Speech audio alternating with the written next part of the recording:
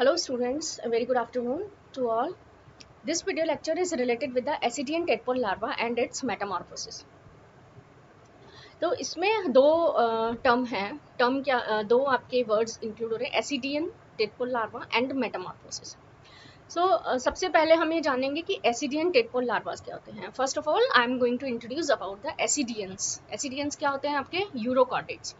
And urochordates phylum, urochordates are a sub phylum that belongs to lower chordates. ठीक है, protochordates हम इसको कहते हैं. ठीक है, यूरो स्टैंड्स मीन्स यूरोकॉर्डेटा. ठीक है, तो इसका मतलब क्या हुआ कि जो नोटोकॉर्ड इनमें प्रेजेंट होती है वो इनके बैक साइड में प्रेजेंट होती है, इनकी टेल रीजन में प्रेजेंट होती है. That's why they are known as urochordates. इन्हीं में हम क्या स्टडी करने वाले हैं? लार्वा का जो मेटामॉर्फोसिस है उसको हम देखने वाले हैं. ठीक है, तो मेटामॉर्फोसिस क्या होता है? Meta means forms, Meta means change and morph means stage.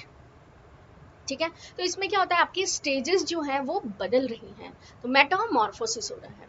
तो यहाँ पे एक पिक्यूलियर आप एग्जांपल देखेंगे, retrogressive metamorphosis. That's why we are studying this topic. देखिए, कोई भी आप टॉपिक जो पढ़ रहे हैं उसकी अपनी कोई स्पेशलिटी होती है, उसी वजह से कुछ इंपॉर्टेंस होती है, उसी की वजह से आप उसको पढ़ रहे हो. तो एसिडियन टेडपोल लार्वा में retrogressive type of Metamorphosis present होता है, इसलिए ये एक इंपॉर्टेंट टॉपिक है. ठीक है, इसको पूरे टॉपिक को मैंने दो पार्ट्स में डिवाइड किया है. पार्ट 1 में हम टेडपोल लार्वा का डेवलपमेंट कैसे होता है, एसिडियंस के गैमेट्स के बारे में, fertilization, then developmental process and the structure of tadpole larva. And जो सेकेंड पार्ट है वीडियो का, उसमें हम इनकी मेटामॉर्फोसिस को देखेंगे कि रिट्रोग्रेसिव मेटामॉर्फोसिस क्या होता है और इसमें कौन कौन से चेंजेस जो हैं वो आपको नजर आएंगे. सबसे पहले डेवलपमेंट ऑफ हर्डमानिया. हर्डमानिया का जो डेवलपमेंट है कैसा है? इनडायरेक्ट डेवलपमेंट है, इनडायरेक्ट डेवलपमेंट है, तभी इसमें लार्वा प्रेजेंट है. अच्छा, इसके लार्वा को हम टेडपोल क्यों कहते हैं? क्योंकि एम्फीबियंस में जो लार्वा प्रेजेंट होता है that is tadpole like structure होती है, इसलिए हम इसको हम टेडपोल लार्वा कहते हैं. हर्डमानिया क्या होते हैं? ट्यूनिकेट्स होते हैं, पूरी बॉडी जो होती है आपके टेस्ट एंड ट्यूनिक में कवर्ड रहती है, एडल्ट में भी और लार्वाज में भी. is the most appropriate one of the best example of retrogressive metamorphosis in which highly developed tadpole larva undergoes retrogressive changes to become most degenerated and sedentary adults. The phenomena of retrogressive metamorphosis is peculiar to Eurochordates and provide a clue to their chordate nature. ठीक है, तो इसको भी हम देखेंगे कि इसकी speciality क्या है. एक्चुअली स्टोरी क्या है इसके पीछे, कि जो आपके यूरोकॉर्डेट्स हैं, एसिडियंस हैं, इनमें जो भी कॉर्डेट की जो कैरेक्टरिस्टिक फीचर्स हमें पता है कि प्रेजेंस ऑफ इनमें नोटोकॉर्ड होनी चाहिए, नर्व कॉर्ड होनी चाहिए and pharyngeal gill slits. These are the 3 basic characters of the chordates. तो यूरोकॉर्डेट्स के जो एडल्ट्स होते हैं उनमें ये कैरेक्टर्स नहीं प्रेजेंट होते हैं. ठीक है, लेकिन इनके लार्वाज में ये कैरेक्टर्स प्रेजेंट होते हैं. Just because of the presence all these characters in the larva, we can put into the chordate phyla, or we can arrange in the phylogenetic tree under the phylum chordate. ठीक है, अगर आप adult को देखेंगे तो adult किसी भी तरह से आपको एक वर्टिब्रेट नहीं नजर आता, क्योंकि उसमें जो तीनों बेसिक कैरेक्टर्स मैंने अभी बताए वो इनमें प्रेजेंट नहीं होते. लार्वल स्टडीज के थ्रू हम ये समझ सकते हैं कि ये एक आपका कॉर्डेट कैरेक्टर में, कॉर्डेट जो फाइला है उसमें आता है. सबसे पहले हम गैमेट्स देखेंगे, male gamete and female gamete. Spermatozoa जो होते हैं इनके मेल गैमेट होते हैं. इनमें as similar to other gametes इसमें हेड रीजन प्रेजेंट होता है, then trunk and then tail region present होती है. अगर हम ओवा को देखते हैं तो ओवा की जो स्ट्रक्चर है, ओवाज आर द माइक्रोलेसिथल एग्स होते हैं. अगर हम इसकी स्ट्रक्चर देखें तो यहाँ पे आप देख पाएंगे न्यूक्लियस प्रेजेंट है, न्यूक्लियोलस भी प्रेजेंट है, देन इसमें फॉलिकुलर सेल्स प्रेजेंट होती है, inner follicular cells and outer follicular cells. तो इनर फॉलिकुलर सेल्स जो होती हैं ये नरिशमेंट के काम आती हैं, और आउटर फॉलिकुलर सेल्स जो होती हैं हेल्प्स इन द इनके फ्लोटिंग में हेल्प करती हैं. एक्वाटिक होते हैं लार्वा, ये जो एग्स होती हैं, क्योंकि फर्टिलाइजेशन कैसा है इनमें, एक्सटर्नल फर्टिलाइजेशन होता है, तो एग की जो भी इनका जो मूवमेंट है पानी में उसमें ये हेल्प करते हैं. देन कोरियन मेम्ब्रेन्स प्रेजेंट होती है, outer chorion and inner chorion. Vitelline membrane और कोरियन के बीच में जो स्पेस होती है that is known as vitelline, perivitelline space. Fertilization cross fertilization होता है, एक्सटर्नल फर्टिलाइजेशन होता है। ये हर्मेफ्रोडाइट एनिमल्स होते हैं। हर्मेफ्रोडाइट एनिमल्स वो होते हैं जिनमें both type of reproductive organs male and female are present in a single individual, तो हम उसे क्या कहेंगे, हर्मेफ्रोडाइट एनिमल्स कहते हैं। प्रोटोगाइनस कंडीशन भी मैंने यहाँ लिखा हुआ है। इन द प्रोटोगाइनस कंडीशन क्या होती है, proto means first, gynous means female, ठीक है।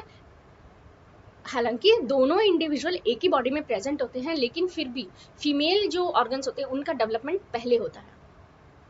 Spermatozoon penetrate the ovum nearer to the vegetal pole. Polyspermy not allowed by the chorion layers. तो chorion layers क्या करती हैं, polyspermy को prevent करती हैं. After fertilization, various cytoplasmic regions are arranged by a process known as ooplasmic segregation. तो यहाँ पे क्या होता है कि येलो और ग्रे इस तरह से इसमें डिफ्रेंशिएशन होता है. प्रिजम्पटिव एरियाज प्रेजेंट होता है फर्टिलाइज्ड एग में, मोजेक होता है, and that is it is shows the presumptive area with predictable future.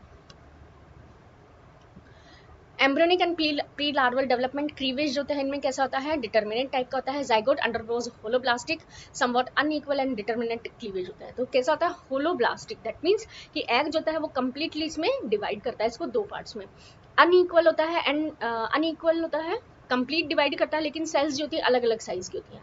And then determinate type of cleavage होता है. Determinate type of cleavage means हर एक जो सेल्स इसमें प्रेजेंट होती हैं क्लीवेज के दौरान जो बनती हैं उनका फेट पहले से डिटरमाइंड होता है. हम we can determine the fate, यानी कि अगर उनमें से कोई भी पर्टिकुलर सेल है अगर उसका लॉस हो जाता है तो जो पर्टिकुलर ऑर्गन वो बनाने वाली होती है वो नहीं बन पाता, ठीक है.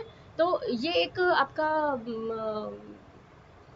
एडवांस कैरेक्टर नहीं कहा जा सकता है, ठीक है. डिटर्मिनेट टाइप ऑफ क्लीवेज होते हैं is not include in advance type of character. जैसे कि जो आपके हायर वर्टिब्रेट्स होते हैं उनमें कैसा होता है, इनडिटर्मिनेट टाइप का होता है. तो वहाँ पे अगर किसी भी टाइप की आप सेल्स का हटाएंगे तो भी उस पर फर्क नहीं पड़ता, क्योंकि जो भी नियर बाई सेल्स होती हैं वो उसको फिर सिंथेसाइज कर सकती हैं. Gastrulation जो होती है it takes place by the emboli और invagination of the macromeres which now encloses the archenteron से ये close करती है. Larval development, larval development में क्या होता है कि embryos जो होते हैं इनमें elongate होते हैं, tail like बनाते हैं. embryos जो है ये इनके आपके जो larva बनते हैं उसमें क्या है, tail present है. तो इसका मतलब क्या है, वो आपका motile होगा. The presumptive notochord cells separate from the roof of the archenteron occupy the central core of the larval tail. Archenteron produce presumptive mesoderm as a solid band and not as a holocoelomic sacs as in Balanoglossus. तो यहाँ पे कैसा होता है, enterocoelomic type का जो है इस तरह से बनता है. यहाँ पे सिलोमिक सॉलिड बैंड्स होते हैं जिसकी वजह से जो होते हैं सिलोम का फॉर्मेशन होता है, ठीक है. ये आपकी स्ट्रक्चर है लार्वाज की. इनको हम वन बाय वन क्लियरली देखते हैं. सबसे पहले अगर हम टेडपोल लार्वा देखेंगे तो कैसे हैं ये, लॉन्ग एंड मोटाइल है. Body covered by thin tunic और टेस्ट. हेड रीजन की अगर हम बात करें तो आप हेड रीजन में देख सकते हैं 3 एडेसिव पेपिलाज आपको नजर आते हैं, ठीक है. इसके बाद अगर आप देखेंगे तो सेंसरी वेसाइकल यहाँ पे नजर आता है. सेंसरी वेसाइकल को एक क्लोज व्यू यहाँ पे ड्रॉ किया हुआ है. सेरिब्रल जो सेंसरी वेसाइकल होता है it is line by a single epithelial cell line.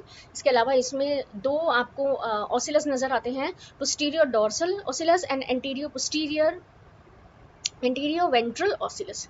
इसके अलावा इसमें क्या होता है, ओटोसिस्ट प्रेजेंट होता है. तो ओसिलस जो होते हैं this structure is related with the vision sense से रिलेटेड होता है, where as otocyst are related with the balance को प्रोवाइड कराने में ओटोसिस्ट का रोल होता है. आगे वाला जो रीजन होता है सेरिब्रल कोन का that is known as cerebral cone. And posterior region जो होते हैं ये आपका सेंसरी वेसाइकल का विसरल गैंग्लियाज का फॉर्मेशन करता है. विसरल गैंग्लियाज होते हैं ये टेल रीजन तक एक्सटेंडेड होकर के आके नर्व कॉर्ड का फॉर्मेशन करता है. So this is about the head and trunk reason. Head region में ही अगर आप देखेंगे तो आपको यहाँ पे ब्रेंकियल साइफन नजर आता है. माउथ है, that mouth leads to pharynx, esophagus, stomach, intestine, small rectum and then anus. Anus opens into the left side of the atrium. atrium के थ्रू जो है ये anus बाहर की तरफ खुलता है. atrial cavity present होती है, यहाँ पे आप देख सकते हैं. सॉरी, ये एट्रियल कैविटी प्रेजेंट होती है, open to the exterior by an atrial aperture. Heart and pericardium इसमें प्रेजेंट होता है in between the pharynx and stomach.